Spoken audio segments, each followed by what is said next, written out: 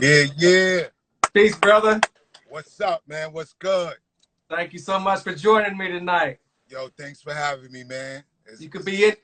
You could be anywhere on Memorial Day, but you're here with us. We appreciate that. I'm black. I'm black. I'm black, man.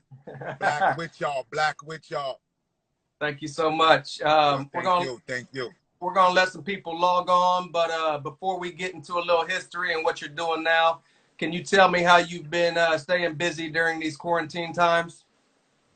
Yo, really, I've been like just staying with my family, man. I got elderly parents, so I just been making sure that they good, and making sure they're getting the things done that they need to get done, man. To be honest with you, not nothing spectacular, but just keeping it real simple. What? Recording though. Got back to some recording. That's What I'm saying? important. So I'm real happy with that. Doing some serious recording, man. Let me ask you. These times, do they affect the way you write now? Are your lyrics more geared toward the future and the times that we're facing right now? I think more of it's coming back to where I'm really at naturally. Right. You know what I'm saying? I think hip hop went somewhere else, and I think that's what's coming back to me more than me coming back to it. I think I'm more in a comfortable situation where people can really understand and relate to a lot of things that I would generally say. You know what I mean? Right. Are you in New York right now? I'm in Brooklyn, man. I'm in Brooklyn. Lovely Brooklyn, man. It's a beautiful place. Are things loosening up out there for our restaurants and activities? Activities. Brooklyn got to be on its own pace. You know what I'm saying? And we got a lot of rebels in Brooklyn. So they're just opening up on their own. Right. And the restaurants are still closed for the most part. A lot of takeout. You know what I'm saying? I feel real good because I'm back in East New York right now. Okay. So that's like, that's like the original spot, man. So if that could change my music, being in East New York right now, getting that vibe of how I originally started with the music, that's where I'm at, man. And it's like, it feels good. It really feels good. You know what I mean? Right. Yeah, Well, it feels good. let me tell you, being a cat from the Midwest, Indiana, you guys definitely affected our way of thinking and definitely influenced us in the 90s. So, like Word I up. said, it's a pleasure having you. Shout out to all the original East New York artists, J. Rue the Damager, Group Home, you know what I'm saying? Even the Fat Boys, you know what I'm saying? Right. Our Full Rock, you know what I'm saying? DJ PF Cutting, all the original gang, man. True Master, Master Killer, you know what I'm saying? Which is crazy. Yo, me and Master Killer, we grew up together, man. A lot of people don't even know that, man. On the we like neighbors on the same block. Yeah, You know what I'm saying? we didn't know that. Yeah, yeah. Me and Master Killer is real tight. We came up. We used to play like punch ball in the street. We used to play Skelly together. That's my dude. That's my guy right there. So let's get into a little history of Blahzay Martell. Can you tell everybody where you were born and raised? Yeah, I was born in Brooklyn, New York, man. Originally from Bed-Stuy, do or die. You know what I'm saying? Moved to East New York. And I'm the vocalist from Blahzay, man. With DJ PF Cutting. That's how we originally set it off. And that's what it is, man. Came out in the end of 1995. Because we having the 25th year, the East anniversary of when the East is in the house. We're gonna do that at the latter part of the year, at the end of the year. Okay. The record was originally released in September of 1995. So, we actually celebrating 25 years in the music biz. That's a blessing. A blessing. I feel good though. I feel like my apex. I feel on top of my game, man. For real, man. What's up? Word. Growing up in Brooklyn, what was the day in the life of Blahzay Martell growing up on the block, and what was some of your earliest memories of seeing hip hop? Yo, my early it goes as far, man. Just being a part of the Biggie Smalls movement. You know, which a lot of artists, but the Biggie Smalls is like, I used to travel with Biggie doing his ad libs. Didn't And know that. yeah, I used to get like my mom's van. I used to just learn how to drive. I get my mom's van and we hit the road. You know what I'm saying? I go pick up DJ Mr. C. I pick up Biggie and we go down to the Carolinas and we perform. You know, when Biggie was first coming out with that party and bullshit. Party and bullshit. You know, he didn't even take Junior Mafia on the road.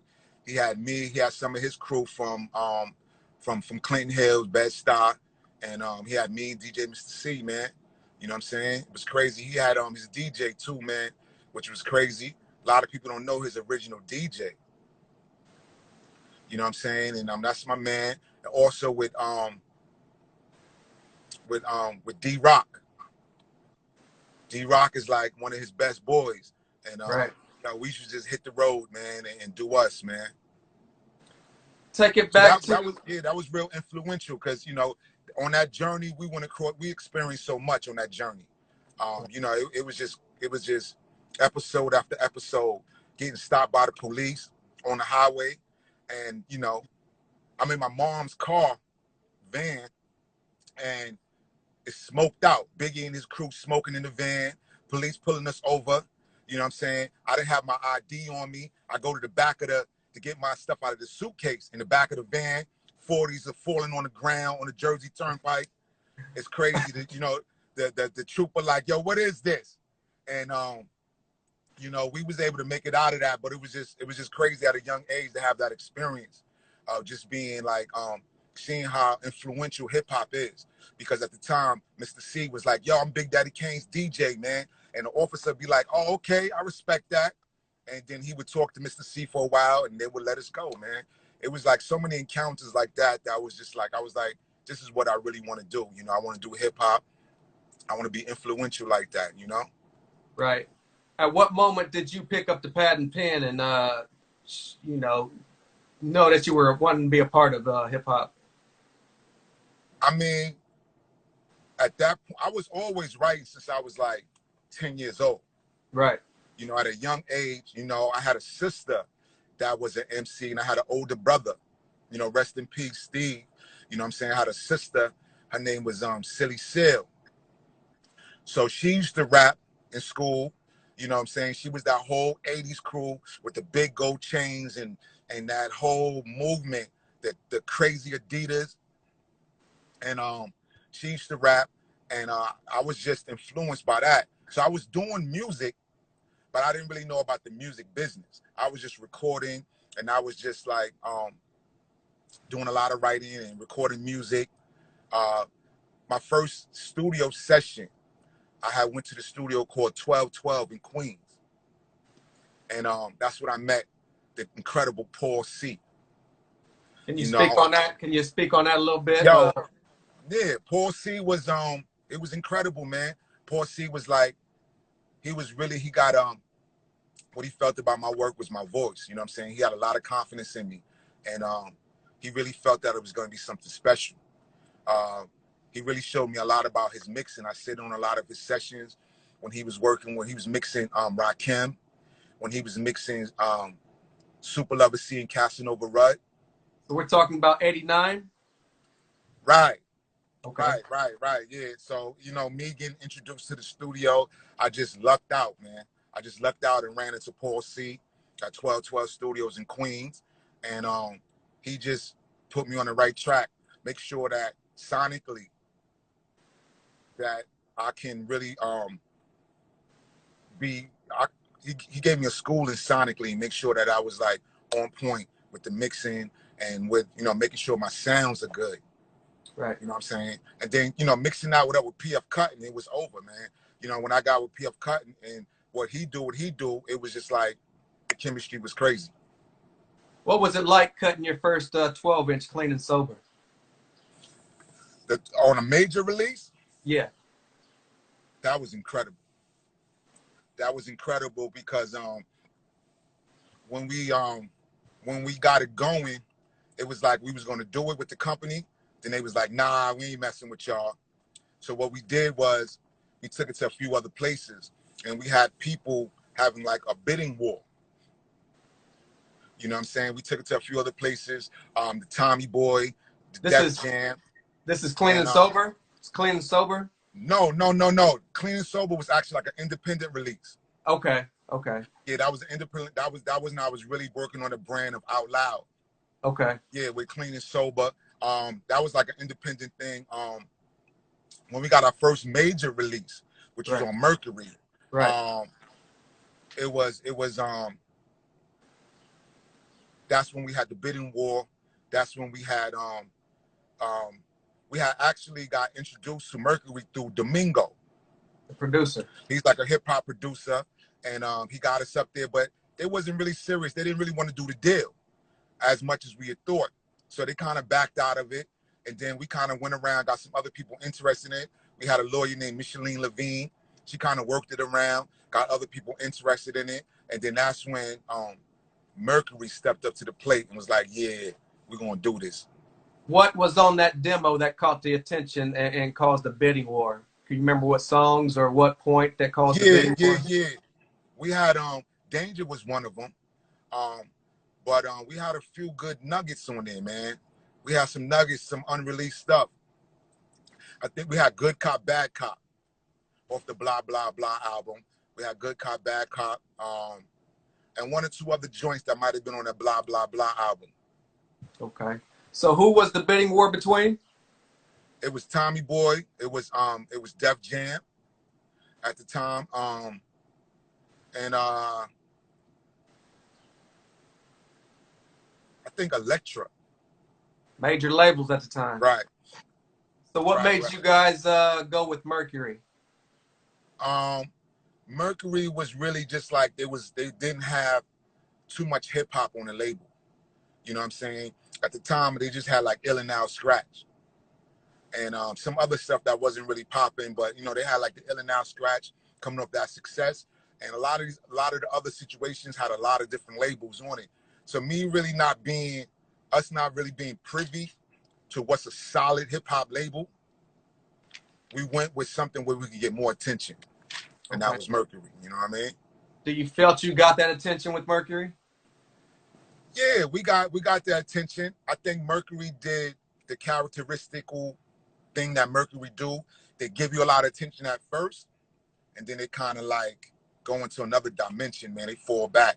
You know, just like how they did Black Sheep and how they did a lot of other artists, you know what I'm saying? Right. I had Drez on here last week, and he broke down that whole Mercury situation. But you know what's so cool though?